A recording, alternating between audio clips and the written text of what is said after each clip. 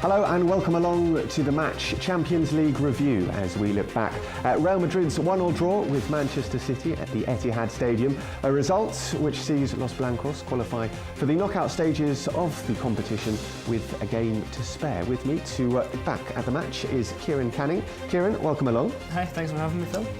A good result for Real Madrid, not necessarily the scoreline that we had expected or wanted, but ultimately job done. Yeah, I think that overall, when you take into account the fact that they had a man sent off maybe 20 minutes to go, to hold on to the 1-1 was very important. Obviously the disappointment comes from not winning the match and now definitely going to be in second place behind Dortmund, but with Dortmund winning their game as well, it actually mattered very little because it would have still been in Dortmund's hands even if Real Madrid had won. And I think that coming from a group there, we had English champions, German champions, Spanish champions obviously, and the Dutch champions just getting through the group. You know, it's job accomplished. Slightly disappointing not to have won, having dominated the match, certainly for the first half. Yeah, I think that's the only concern would be maybe not quite taking the chances they had in the first half. It could easily have been 3-4-0 and then they Real kind of backed off a little bit in the second half. Maybe even conserving something for the big league games upcoming ahead. But yeah, I think that when you're travelling away in the Champions League, anytime you come away with not being defeated, and especially in the situation Real Madrid were in, to get that point they needed to qualify them, you know, it was more than enough. Overall, have you been impressed with Real Madrid in the Champions League so far? Yeah, I think it's interesting to watch Real Madrid and Dortmund together because they've almost had identical results. Both have won 4-1 in Amsterdam, both drew 1 each in Manchester, and it's just been those two games between Real Madrid and Dortmund that have decided, you know, who was going to finish top of the group. And I think when you look at those two games, were decided by very small margins, and Real Madrid, you know, possibly could have won at the Bernabeu, but they also could have lost. You know, they didn't score until 2 minutes from time. So I think that, you know, they'll be happy enough just to get through the group at this stage and looking to improve and growing into the competition. As Mourinho has said, that the 2 times he's finished second in the group, his teams have gone on to win it. So finish first isn't always the ideal thing. No, not necessarily. Let's take a look at that game at the Etihad Stadium then and see how Real Madrid got on. I personally was very impressed with the intensity that Real Madrid showed in the first half. They came out all guns blazing. Yeah, I think that was, you know, there was a real, as you say, intent there to try and get the game, well, for their sake, hopefully won, but, you know, at least get ahead as they did, and then they were able to hold on for the draw. I think that there's also been a pattern here in Manchester City's performances in Europe that they might have looked at, that City have always been coming from behind. They conceded early, twice early at home to Ajax, and came from behind as well at home to Dortmund, so they maybe thought there was a bit of a weakness there that could be exposed, and they certainly took advantage of it here in the 10th minute with Benzema's goal. Well, the weakness that was exposed is the poor defending by Manchester City. I mean, this is, you know, fairly shambolic. Yeah, I mean, there was a lot of talk about Manchester City switching to a 3-5-2, and you see all 3 centre-backs there very close together, you know, not really spreading themselves out, and then the full-back, or the wing-back, Maicon, you know, miles apart, so it allows Benzema to get into that space. There's also maybe a slight question on the goalkeeper here, because the cross comes a long way, and he could possibly, you know, come for it in his 6-yard box. Simple finish from Karim Benzema. Great ball in from Angel Di Maria as well. Yeah, I mean, 2 players that always seems to do it in the Champions League. You know, Di Maria with another assist.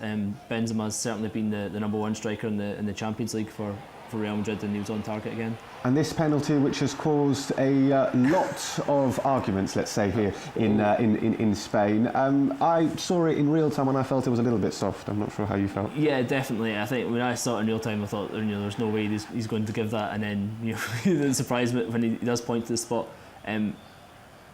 Again, whether you think it is a penalty or not, I don't think it is. It's incredibly harsh to give a second yellow card for it, and that really did then change the game from Real Madrid's point of view. They took off Benzema, brought on Varane, put an extra defender in, and then from that point onward, we're quite happy to hold on for the 1-1 draw. Yeah, absolutely. Playing with the 10 men at the Etihad Stadium does sort of change things, but as you said, Real Madrid were able to hang on for the 1-1 draw, thanks largely to Iker Casillas, who produced some excellent saves, none more stunning than this one. Absolutely brilliant. Yeah, it's the type of save we've seen Casillas produce time and again, that scrambling across his goal, just spreading himself as wide as possible. And you see by Aguero's reaction, I mean, he's seen the ball come over, just thinks, get a good contact on it, and this has to be a goal. But yeah, just, you know, really quick across his line, and brave as well, just, you know, throw yourself down at the striker's feet. But it comes as no surprise when Casillas does that now, because we've seen him do it so many times. Most famously, of course, against Sevilla a few seasons ago, saving from Perotti, who had thought he'd scored. I must say, I was commentating this match and I said goal to Manchester City because I was assuming Sergio Aguero was going to score, but obviously didn't think about Iker Casillas. He got there and it finished 1-1. Right, let's take a look at how the group is currently lining up. Actually, we're not going to see too much change now in Champions League Group D, the so-called group of death, which I don't know, I'm not sure if you've been a bit disappointed with how the group has panned out. I think it's been fairly entertaining. It has been very entertaining. I think we all expected a lot more from Manchester City. I mean, looking at that, I would have thought before heading into the group, Real Madrid slight favourites, and then very close between Dortmund and Manchester City. But as much as Manchester City disappointed, Dortmund, I think, have really impressed everyone. They've been excellent. And deserve to be there at the top of the table. As you say, Real Madrid, slight disappointment that not to be top of the table, but through from what is an extremely difficult group.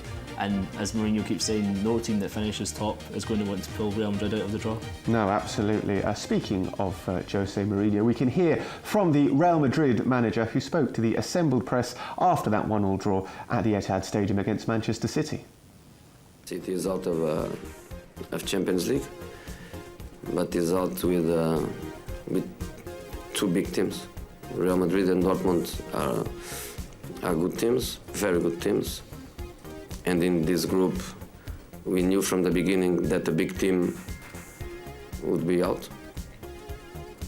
And it's good that was City, because Roberto can work without any kind of problem, I believe.